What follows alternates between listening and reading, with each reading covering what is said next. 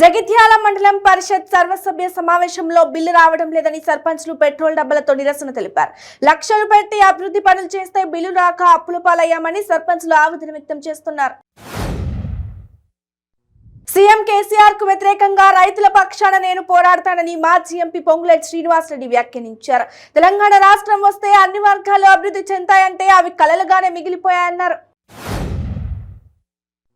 జోగులాంబ గద్వాల జిల్లా ఐజా పట్టణంలో విచిత్ర సంఘటన చోటు చేసుకుంది. ఫెవికిక్ తో వైద్యం చేసి అందరినీ ఆశ్చర్యానికి గురి చేసేలా చేసింది. రెయిన్బో ఆసుపత్రిలో ఈ సంఘటన చోటు చేసుకుంది. తెలుగుదేశం పార్టీ జాతీయ అధ్యక్షులు నారా చంద్రబాబు నాయుడు డాక్టర్ బిఆర్ అంబేద్కర్ కోనసీమ జిల్లా రామచంద్రపురం నియోజకవర్గంలో పర్యటించారు. పర్యటనలో భాగంగా అకాల వర్షాల కారణంగా దెబ్బతిన్న పంట పొలాలను పరిశీలించి రైతులతో మాట్లాడారు. అనంతరం టీడీపీ నాయకులు కార్యకర్తలతో సమావేశమయ్యారు. కేంద్రంలోని మోదీ ప్రభుత్వం కార్మిక రైతు వ్యతిరేక ప్రభుత్వం అని తెలంగాణ వ్యవసాయ కార్మిక సంఘం జిల్లా కార్యదర్శి గోపాల్ అన్నారు. నారాయణపేట జిల్లా దామరగిద్ద మండలం కానుకుర్తి గ్రామంలో వ్యవసాయ కార్మిక సంఘం ఆధ్వర్యంలో మేడే వారోత్సవంలో భాగంగా జిల్లా కార్యదర్శి గోపాల్ జెండా ఆవిష్కరణ చేశారు. 15వ ఆర్థిక సంఘం నిధులను అన్ని మండలాలకు ఇస్తామని, మండలాల వారీగా నిధుల వినియోగానికి సంబంధించిన ప్రతిపాదనలు పంపాలని మంత్రి ఉషశ్రీ చరణ్ అన్నారు. అనంతరం జెడ్పీలో నిర్వహించిన ఉమ్మడి జిల్లా పరిషత్ సర్వసభ్య సమావేశంలో మంత్రి ఉషశ్రీ చరణ్ పాల్గొన్నారు. డాక్టర్ బిఆర్ అంబేద్కర్ కోనసీమ జిల్లా ముమ్మిడివరం నియోజకవర్గం కాట్రేనికోన మండలం వేట్లపాలెంలో జిల్లా జాయింట్ కలెక్టర్ పర్యటించారు. పర్యటనలో భాగంగా వేట్లపాలెంలో ఉన్న రైతుల వద్దకు వెళ్లి ధాన్యాన్ని పరిశీలించి రైతులతో మాట్లాడుతూ ప్రభుత్వ పరంగా ఆదుకుంటామంటూ భరోసా ఇచ్చారు. ప్రకాశం జిల్లా పెద్ద దోర్నాల శ్రీశైలం నల్లమల్ల ఘట్ రోడ్లోని చిన్నారుట్ల సమీపంలో దయాల మలుపు వద్ద ఓ ప్రైవేటు బస్సు బోల్తా పడింది. ఈ ఘటనలో బస్సులో ఉన్న 20 మందికి పైగా గాయాలయ్యాయి. వీరంతా మల్లన్న దర్శనార్థమై శ్రీశైలం వెళ్తుండగా ఈ ప్రమాదం చోటు చేసుకుంది. బ్రిటన్ రాజు 3వ చార్లెస్ పట్టాభిషేక కార్యక్రమం అట్టహాసంగా జరిగింది. బ్రిటన్ ప్రభుత్వం ఈ కార్యక్రమాన్ని రాచరికపు లాంఛనాలతో అధికారికంగా నిర్వహించింది.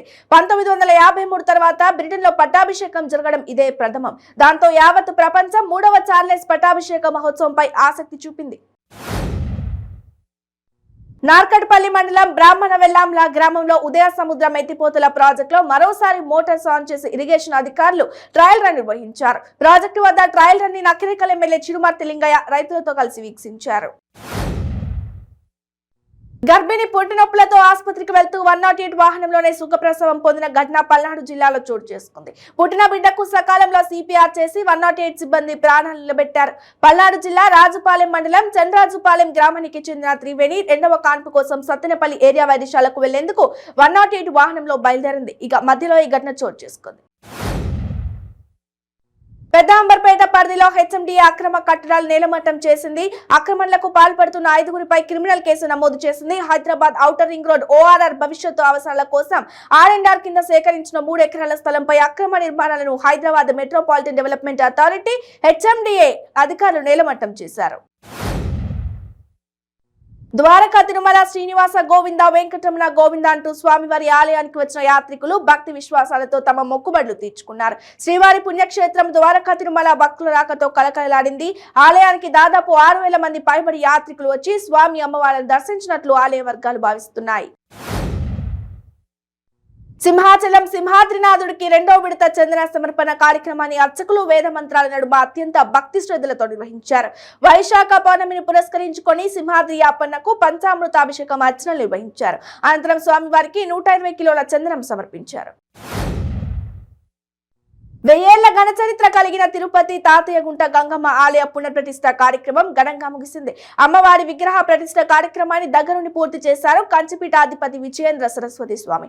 అనంతరం అమ్మవారికి ప్రత్యేక అభిషేకాలు నిర్వహించి తొలిసారిగా భక్తులకు దర్శనావకాశాన్ని కల్పించారు.